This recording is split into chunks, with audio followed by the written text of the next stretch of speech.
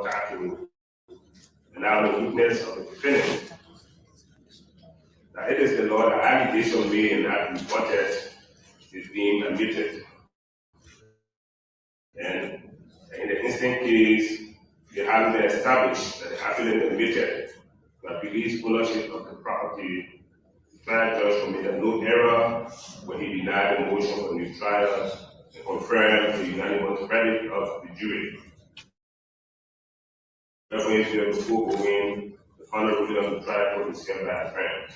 The clerk of this court is ordered to send a mandate to the trial court, commanding the judge to resign hearing to resume jurisdiction of this case and have the appellant who said, rejected, and evicted, and who says they have been in accordance with the means and bounds of the appellee's deeds proffered during the trial by the aid of the licensed surveyor.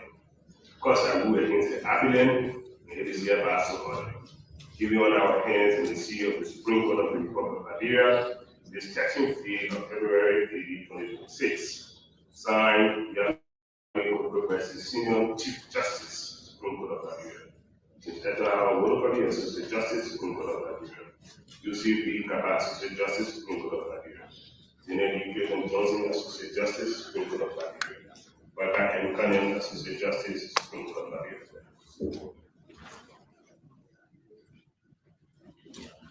Thank you, Mr. President. Yet combined others appellants President Testing Estate of CCP, I believe that EU will other than action of the judgment of the case.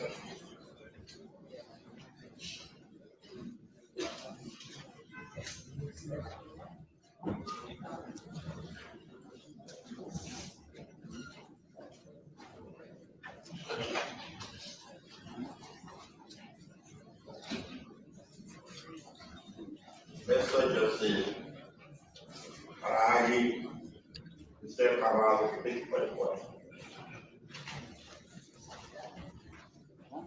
This matter came from a decision by the lower court confirming the verdict of the trial jury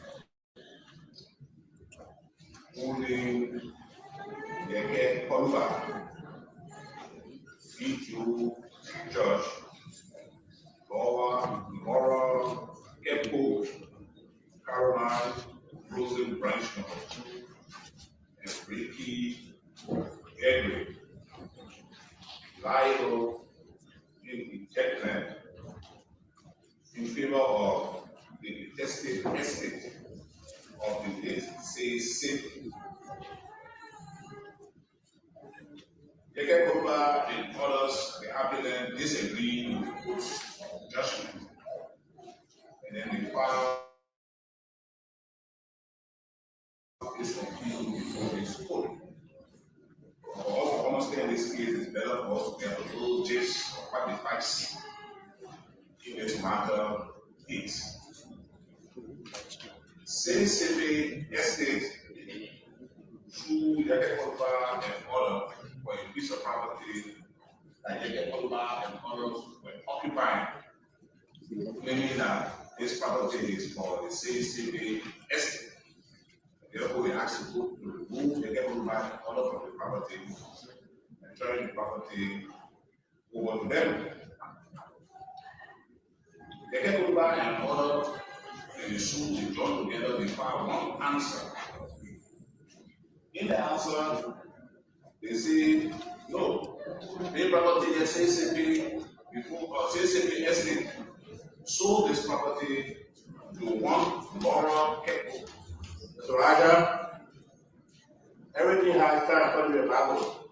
They back out. They back out.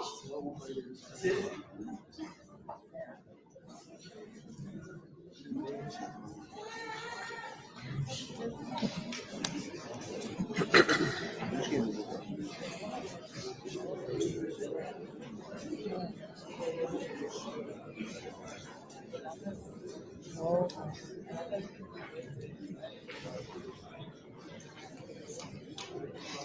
like I was saying, they like the school say, no, this property there.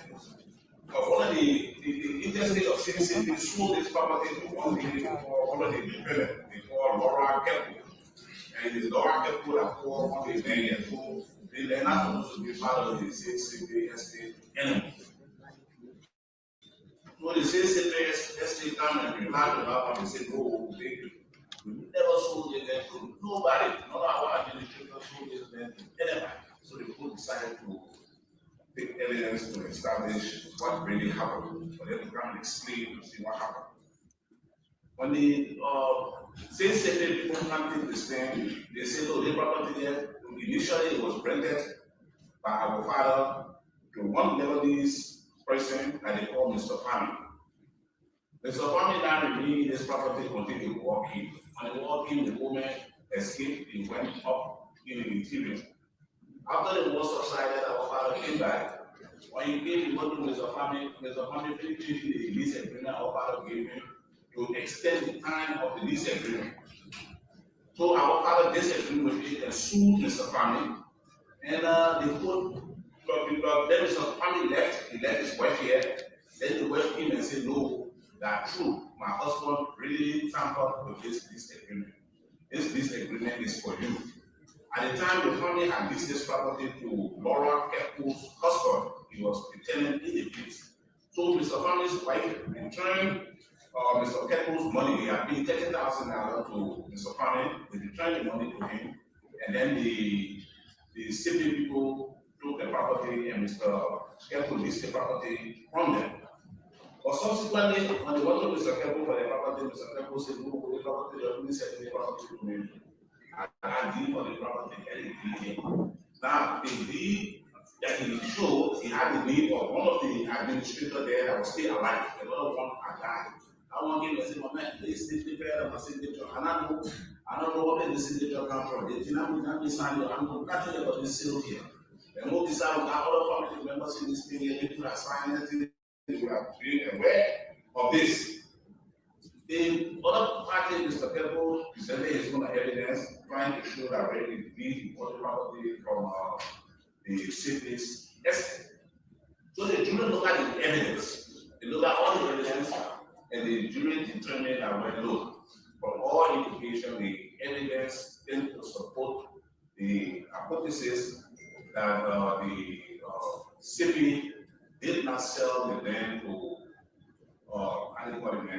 the Keppels, and therefore the Keppels were on the land illegally. Initially, the Keppel has asked the court to give them $200,000 as damages for the wrongful withholding of their property. But we look at it, we say, well, we have to be careful. We measure the amount, the length of time the Keppel and the tenants have been on the property, and we determine that the proper measure of damage in this case is $75,000. So we affirm the judgment of the court that the Keppel and the other people who were occupying the property were dead unlawfully. We asked them to be boosted, evicted, and ejected from the property.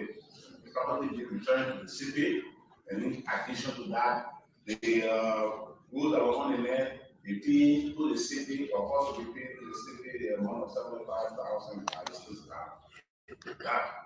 constitutes our judgment.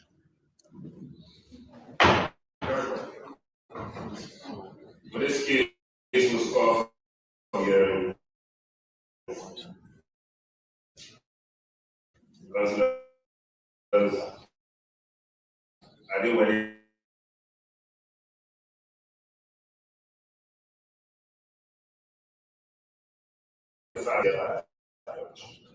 That it is settled law in this jurisdiction that the jury is the exclusive judge of the evidence, the exclusive judge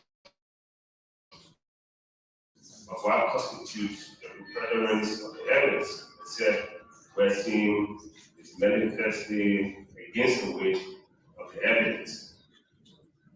And I believe having produced clear, cogent, the convincing evidence that the deal relied upon by the co-applicants, Philip Kipo and Laura Kipo, to convey title to co-defendant Rebbe was a product of fraud. The trial jury was not in error when they returned the verdict of liable against the appellants. Hence, this court will have discharged the trial court's final ruling affirming the said verdict, and that the law requires